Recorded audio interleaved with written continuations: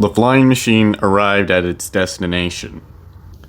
But the only reason it arrived here is because there was an obsidian block to stop it from progressing further.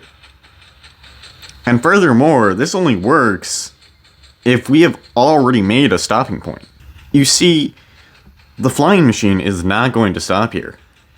It will not stop above my target, that being right here. Instead, it will keep going past it. Yeah, that's not what we want. What we want is to be able to go above an exact destination, maybe one that we've never even been before, maybe a friend's base or an enemy. And this flying machine will simply not do that. It'll keep going until it runs into a obsidian block, or too many blocks, or if the machine is broken. In Java, the solution would be something similar to this, where you would just use a note block to update an observer. The only problem is, in PE/Bedrock Edition, note blocks don't update observers, no matter how many times you tap them. This is true even if the note block is powered using redstone. The piston will not fire. So this means we can't just have a flying machine that uses note blocks to move. But there is one thing we can do. We can move tile entities. As many as we like. Well, of course, until we hit the piston push limit. But until then, we can keep moving tile entities. Like barrels and chests. Another thing we can do is have an observer detect the amount of items in a barrel changing. Like so. The piston will keep firing as the observer detects the amount of items in the barrel changing. So, we could use this to make a flying machine that uses the items in a barrel changing to move a piston. The result would be something like this.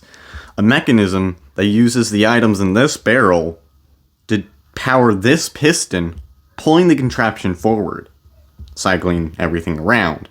The redstone block keeps the items from entering the hopper, allowing us to put an input of items. Although, whenever the items are put into the barrel, this does send an update to the observer, causing the whole thing to move. So it's usually best to break this piston here before putting in any items. So if I calculate the distance from this pillar to be 40 blocks from this machine, I can break this piston and enter in 78 blocks. The reason it's 78 is because the distance traveled is half of the amount of blocks you put in plus 1. So 40, because this is 78. Half of 78 is 39 plus 1, 40. Alright, now that we have that, what we do is we place the sticky piston facing here, and we open the barrel. The machine will arrive 1 block before here.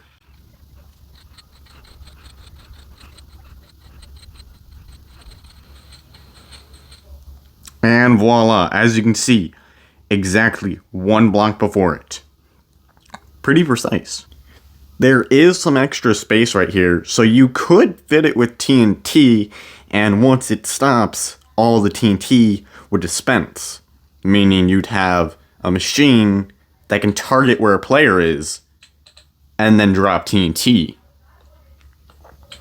I do plan on upgrading this model some, as it's not properly optimized to fit in the minimum amount of space. It's 5 by 3 by 5, but so far it makes for a pretty interesting concept, as you can program how far you want it to go. The maximum distance is around 900 blocks, and it takes about 2 minutes 5 seconds to travel 100 blocks, so keep that in mind. It is not the fastest flying machine. It has to go slower purely because of this hopper.